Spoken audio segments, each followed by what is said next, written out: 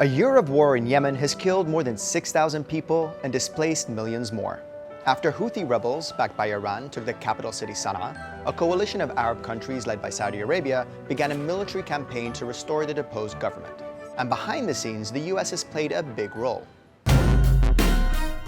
In 2015, the US sold more than $21 billion worth of weapons to the two countries most involved in the war, Saudi Arabia and the UAE. Those sales included cluster bombs, which are banned by over 100 countries. The impact of those arms has been devastating, with 60% of casualties caused by airstrikes alone. A single coalition attack on a busy marketplace in Hajj province killed 106 people, including 24 children. The UN says schools, hospitals, and civilian infrastructure have also been hit.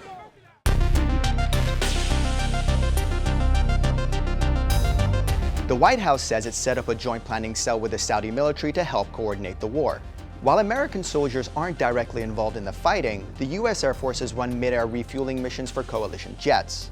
They've also provided surveillance, intelligence, and other data to help coordinate airstrikes.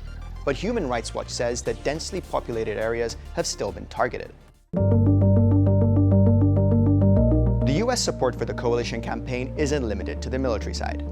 When the UN proposed an independent investigation into possible war crimes in Yemen, the US backed a counter-proposal to have the investigation carried out by the coalition's ally, the Yemeni government. Now, even before the war, Yemen was the poorest country in the region, but the fighting has made water, food, and fuel shortages so much worse. And despite the US role in all of this, virtually no one is paying attention at home. Presidential candidates have barely commented on a war they might inherit. But there may be a glimmer of hope on the horizon.